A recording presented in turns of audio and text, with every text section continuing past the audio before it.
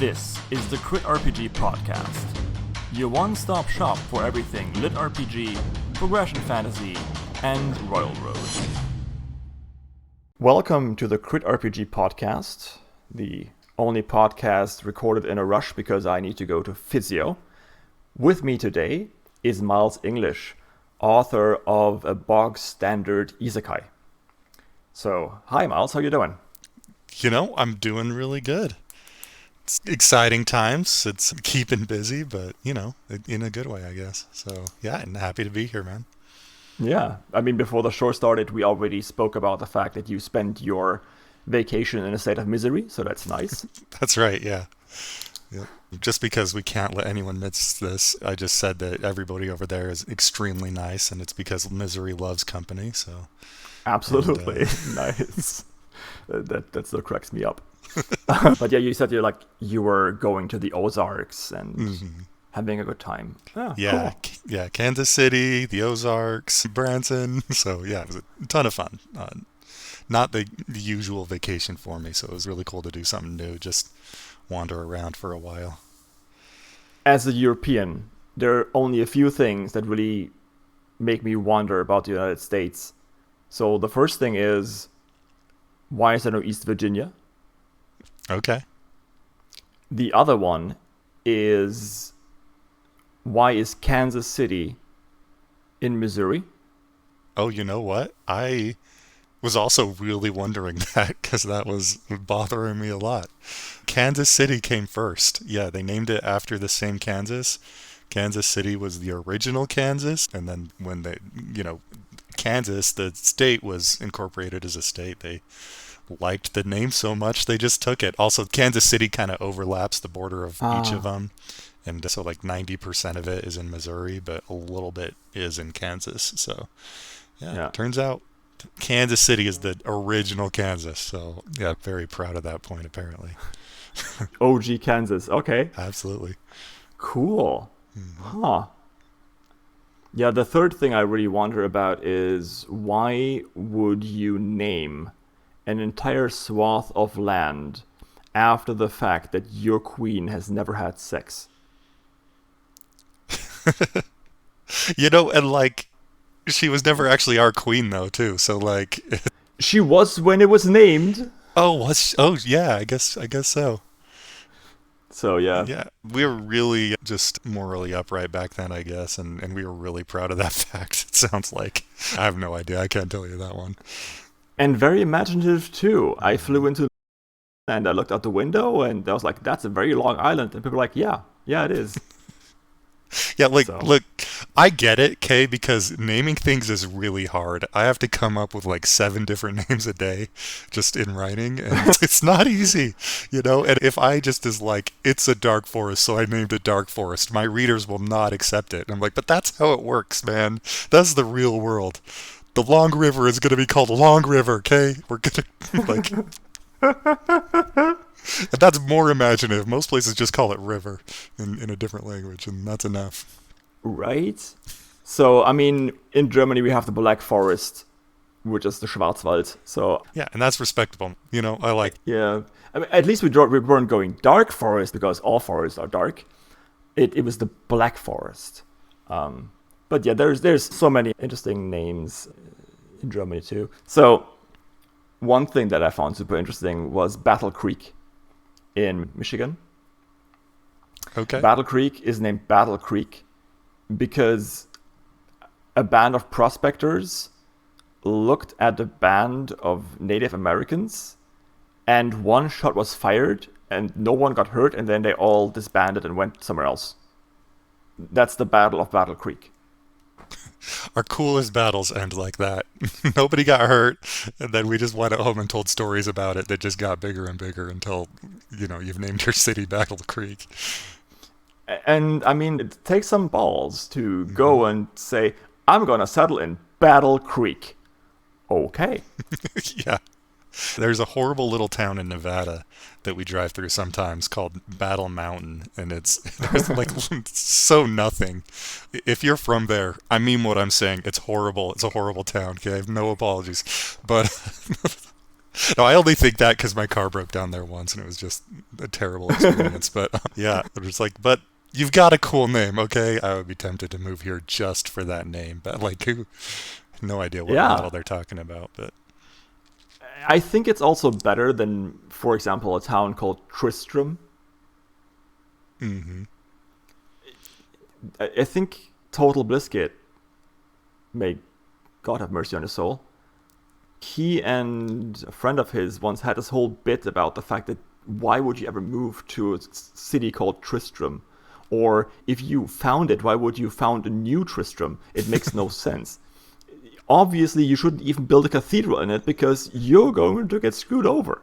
yeah, I mean, after what happened to the old Tristram, it's like, let's just call it something else this time. Seems like there's a history, it's like if you were going to like call your city New Salem. And people do though, and I don't understand it. Yeah, It's like, is that really like a history you want to bring down on yourself? I don't get it. shit was fire. hmm I mean, at least put their name on the map. How many other like random tiny towns in what is it, Minnesota or whatever, could you name? So But you were saying you were naming your cities very literally, or yeah, I mean, in I still kind of do this, but in my first novel that I haven't shown to anyone yet because I named everything exactly what it was. Like the town was called Bleak's Town, and because it was like a very bleak place, and just tons of stuff like that. And they're just like, you can't do that. So oh wow, yeah, okay. So you already mentioned you published a novel already. yeah, I did. So Bog Standard Isekai is my second like big project, I guess. I also have a series on Amazon, the In Another World series. The first book Mm-hmm. is In Another World, I Must Defeat the Demon King. Yeah, and Oh. that is still ongoing, but I wanted to give Royal Road a try. I've been reading the platform for years, and I decided to give it a shot. But no, it's definitely still one of my one of my priorities. So you're coming in with a bit of an advantage. Yeah, I guess yeah, I don't know if I'd say a big following, but I did have some readers on that I think have crossed over into Royal Road. And obviously, like any, like, clout or fame or whatever you want to call it, any traction I get on Bog Standard should, help hold over to people that want to read other things that I've written and they can, buy it on Amazon or Kindle Mm-hmm. Unlimited. So, yeah, hopefully they'll build on each other, but yeah. Is it the same genre then? It is. It's also LitRPG, but that one is an urban fantasy. So it's like it's instead of somebody from our world going into a LitRPG world, and that one it's somebody from a LitRPG world, a knight coming into Austin, Texas, and just tearing things up. It's Oh wow. yeah, it's one of these secret world of magic. So there is a system in our world. It's just nobody knows about it because the Illuminati controls it. And so, yeah, it's multiple viewpoint. And so there's his viewpoint of just not understanding the modern world, and then, some a couple other characters' viewpoint of just not understanding him. And yeah, they all fight. They all fight the corporate shadow government together. And I think they're great. I don't regret writing them. I want to keep writing them, and I definitely check them out. But yeah, it's a very, very different tonally than my bog standard, but it's also still lit RPG, so definitely in the same genre. I'm not going to lie. That was a very good pitch. Thanks. I love urban fantasy. I have seen some people write urban fantasy lit RPG, but combining it with the reverse isekai trope, that's not a bad thing, a trope. Um, Yeah, I think it's a very cool thing. yeah, and I mean it's ton of fun to write because like I just love the situation where you have the modern world and the medieval world clashing, and maybe they both have things to learn from each other because it's like in the modern world we've forgotten a lot of things about like dignity and honor and about Hmm. just and obviously the medieval world could learn a thing or two from us, and so like I just love that intersection. And what I really love is making silly jokes. So there's so much material you can have there from from that culture clash. So yeah, so that one it was a bit of a risk though. It was a very ambitious project. I'm throwing in everything, I'm throwing in dungeon core, I'm throwing in he'll go to his world and just do some like his like just typical lit RPG fantasy stuff. They'll come back and destroy a bookstore, all sorts of like I just like threw in everything that I like, and I think that works in a lot of ways. But it also, the more weird you get it, the more niche your audience is. The number one thing is lit RPG readers just really don't seem to like multiple viewpoints. And so after that, I'm like, you know what? I'm going to keep going with this. I still love it, but let's do something a little more normal to give people a wider entry point into my writing. And so I'm like, you know what? My next project is just going to be a bog standard isekai. It's going to do all the regular tropes, but I'm just going to do them as good as I can.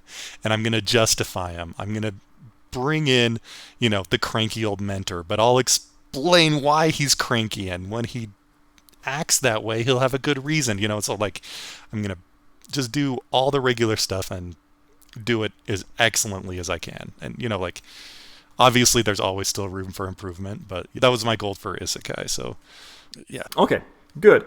This actually brings me to my next question. Sure. Tell me about your book. Tell me about a Bog Standard Isekai.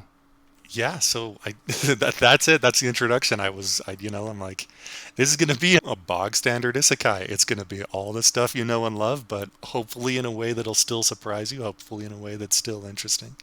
And that's where I got it. So then I'm like, let's give that title some in-world tie-in. So he lives in a bog, and it's the setting so far, and someday he'll move out of it, but where it starts is he starts in this terrible dark forest, and the towns in this forest are called the bogs, and the certain bog that he is transported to is surrounded by an undead army that comes through every night and tears everything down that's still standing up. And there's corpses everywhere, and he's the only survivor. And now he's got to find a way to survive. And it transfers from there pretty quickly into he finds civilization, and it's a sort of slice of life fantasy as he slowly gains power. And there is a plot, and we will get there. But it's a slow burn, and just having a ton of fun with it. Yeah.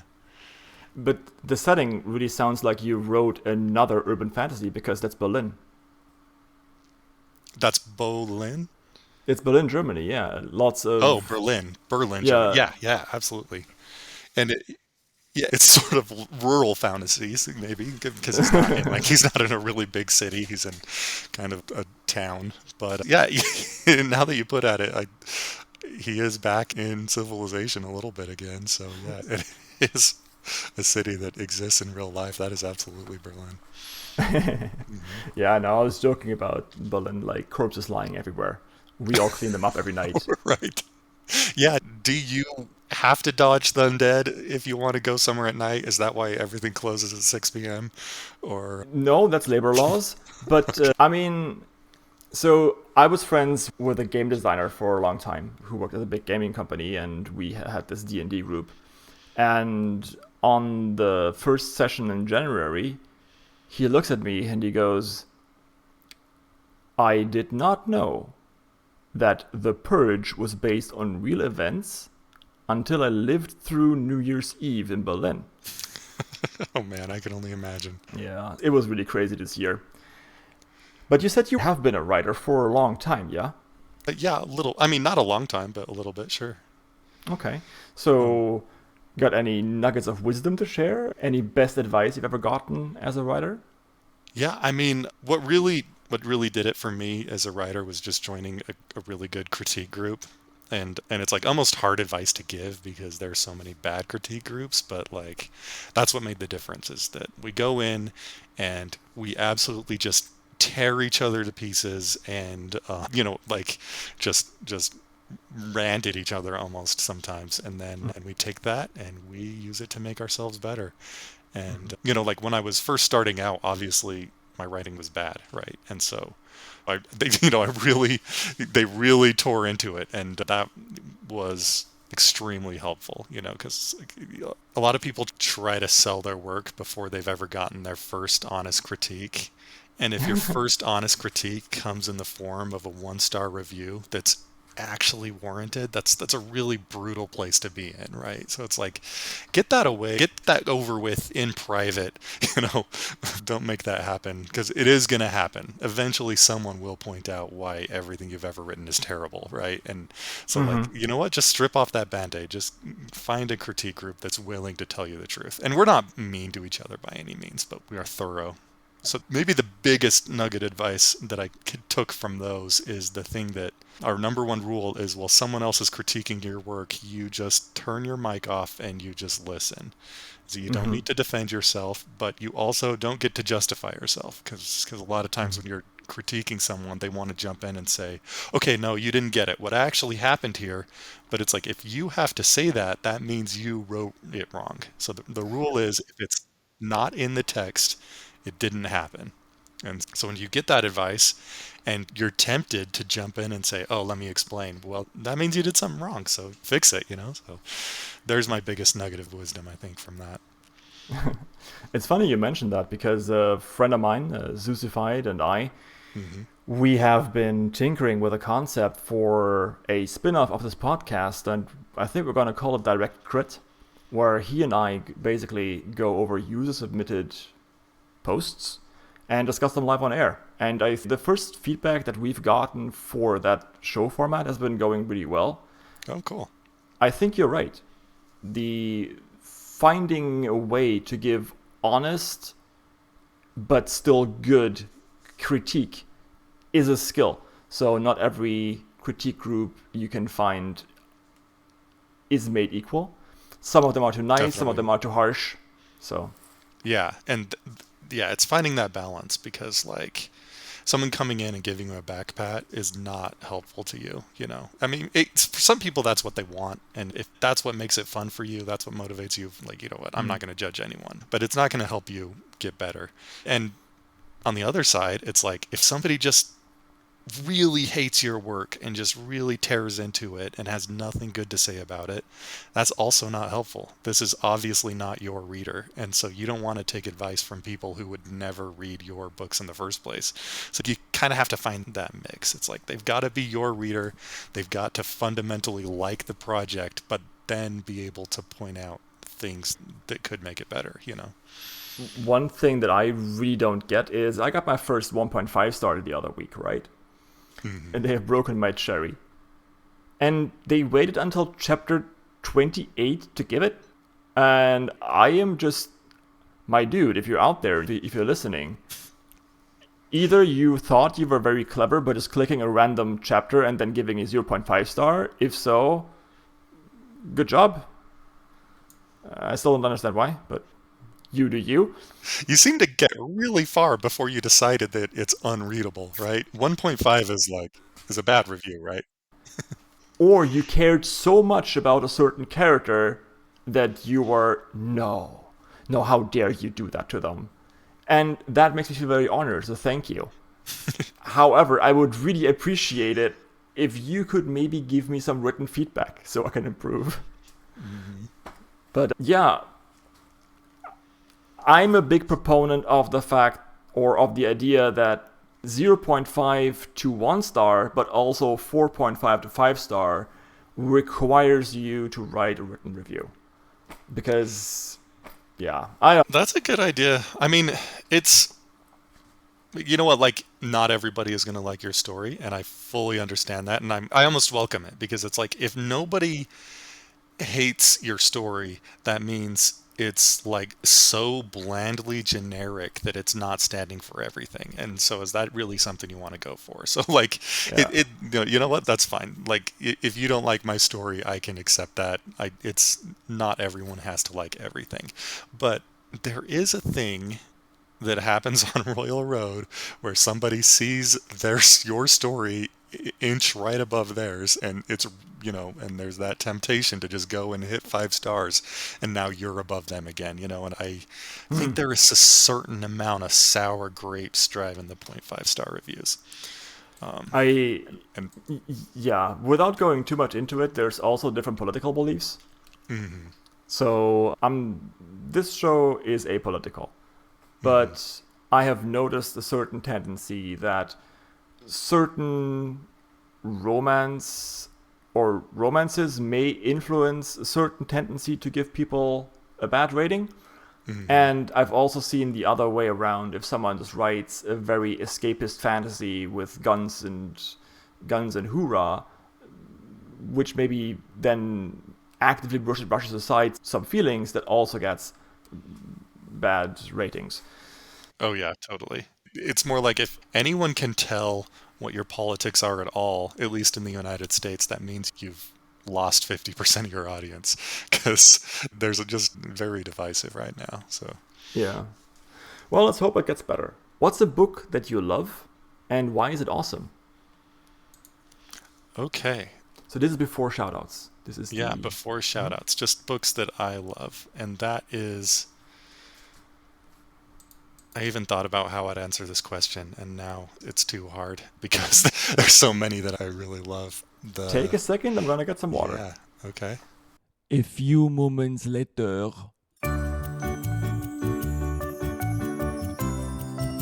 Right. Okay, so let me do a couple. So, Dungeon Crawler Carl is obvious, and I don't even want to say that. Dungeon Crawler Carl, or Crawler Carl, there's Beware of Chicken, and there is The Good Guys. Other than, so, Beware of Chicken aside, those two are just very, like, epic battles, like insanely cool action scenes, and just like over the top, just like, smash 'em up type stories. And those are the stories that just really get my blood pumping. They're the ones I put on at the gym just to go that extra set. So I just, yeah, really admire those guys. And those are Mm-hmm. the books that crush my spirit, right? Because I read those and I'm just like, like it's Montana is just like wading through a river of blood and just being so freaking cool. And I'm just like, dang it, I'm never going to be this good. So, but yeah, Maybe. love those stories. I mean, so Matt Dinniman, I think, had 4 novels before DCC, Hmm. and he definitely took a while to learn his craft, and it definitely paid off. Oh yeah, for sure. So, And I'm saying that with a little bit of facetiousness, but like that's just the feeling I get sometimes when I'm reading something really good. Yeah. And then outside of LitRPG, there's The Greatcoats by Sebastian. Oh crap, I can't remember his name. Just the Greatcoat series by Sebastian something. Just that there's a choke on the first page that's so good that it just made me want to put the book down because I just knew that whatever came next couldn't be any better. There's also Monster Hunter International. That was like my intro to urban fantasy, and a lot of how super fun to read that book is became like why my In Another World series is the way it is. Just to match that feeling of like we're in our world, but it's different because it's actually fun. We get to run around with guns shooting monsters, and that just makes it so much better. So that yeah, is you very asked for cool. one. That's 4 or 5, but I can relate. I started writing an urban fantasy, actually, but a more mhm. traditional one. I still have it. I may need to revise it and then maybe put it on Railroad at some point. But yeah, I definitely get you. Like this idea of, man, I want to write that too.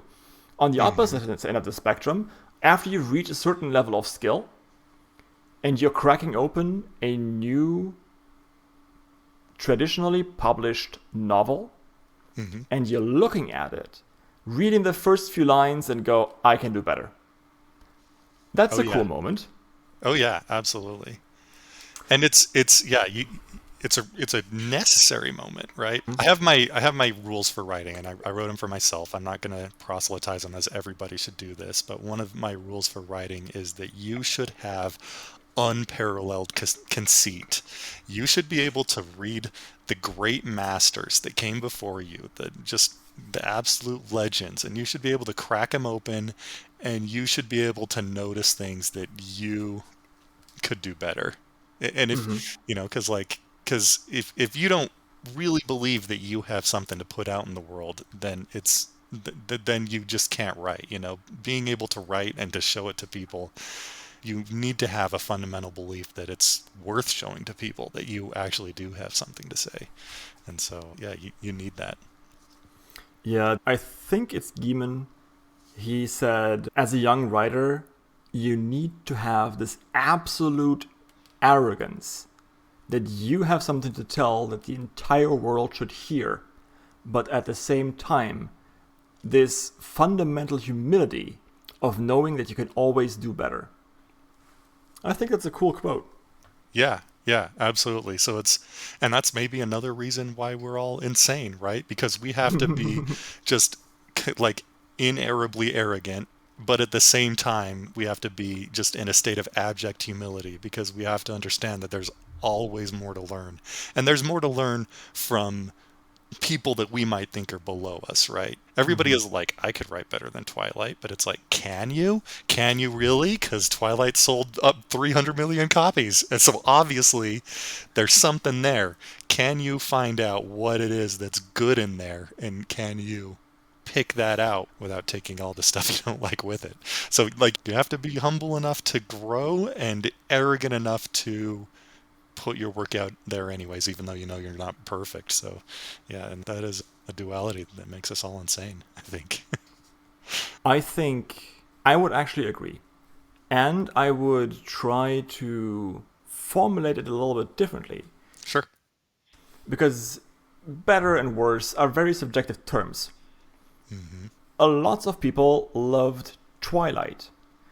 And yeah, of course you can say, oh, this is bad, I don't like it. But that doesn't do anything. Because that closes the door for you. Like you said, Miles. Yeah. If you take something like this, that a lot of people like, dissect it and find out why people love it. That's far more useful. Exactly. Not just in writing, but in life in general. You'll become a much easier person to talk to rather than someone who just goes about bashing what other people like. Yeah. Yeah, and there's a certain instinct to just like anything you see that you don't understand, you just call it stupid, right? And you gotta kill that instinct in yourself to not just to learn how to write, but just to learn how to human, I guess. I mean, yeah, I don't want to get into that topic too much because that's bonus material I have spoken about with Maxime Durand for a long time. So if you're interested in that, dear listeners, you can actually go on Patreon and get a lot of bonus material from these podcasts. This is $5. You do you. Also, it would support me greatly and would cover my increasing costs of all the tools I need to keep this podcast alive. So I would really appreciate it. Okay. Well, I asked you for one book you love, and you gave me like 4. So now I'm going to reward you by allowing you to shout out some stuff. What do you want to shout out? Yeah, so my brother launched his book at the same time as me. We were, kind of trying to build off each other. So definitely check out, it's called The Land of Broken Roads on Royal Road. It is also about a boy lost in a big dark forest, and except that's where the similarities end. It's a little boy named Dirt who has lost his memories, and he befriends a giant wolf, and he runs away from monsters. And it is a hard book to describe, but this is what I say. This is a book about the beauty of childlike innocence and wonder and play, and it's also about the savagery of nature and the absolute brutality of the predators in the natural world. And it is cute and innocent and fun, and it is dark and terrifying, and it is probably the most unique thing on Royal Road right now. So definitely check it out. Huh. Okay. Very cool. Thank you. Okay. All right. That is a recommendation.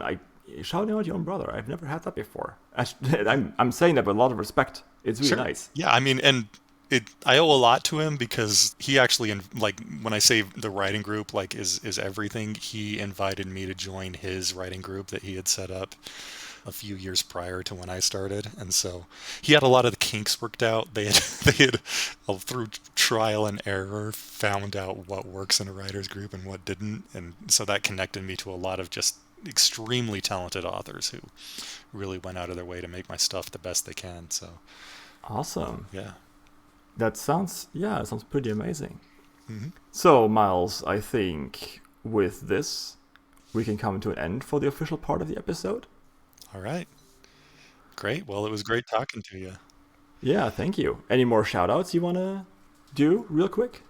Yeah, shout out to Apocalypse Redux, a redo. He does not need a shout out. He is extremely popular, but his book is awesome. I'm like his biggest fan, and he gave me a shout out on Royal Road just a few days ago, and it just Ooh. really made it take out. Yeah, that was like the celebrity endorsement, man. I'm still on cloud nine about it. So, yeah, it's an apocalypse story. I'm sure if you've gotten this far, you've read a million, and his is the best I've read. It's like all the cool guy with awesome power stuff that you want from an apocalypse story, but he's also smart. He also doesn't want the apocalypse to happen, and he's taking intelligent steps to stop it. So, highly recommended.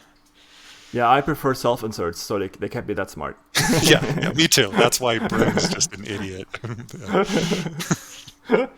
Okay. Well, thank you so much for being here. I have a shout out for a little Discord server called the Council of the Eternal Hiatus, who've been nice enough to send a few bucks my way. So I've been a part of that for a month now, and we have an official CritRPG channel in there. So if you want to talk about the episodes, if you want to talk about authors, or even suggest new authors, only rule you can't suggest yourself, then please do come by. The link is in the description below. Miles, it's been amazing. Thank you so much for being here. Yeah, it's been an absolute blast. Anytime, man. It was super cool. And with that, I'm going to end the episode. Thank you so much for listening. I'll see you next Sunday. This episode has been brought to you by the Council of the Eternal Hiatus. If you're looking for a Discord server to discuss, read, or write LitRPG, this is the place for you. The server's hella queer, so everyone is welcome. You can find an invite link in the description below this episode.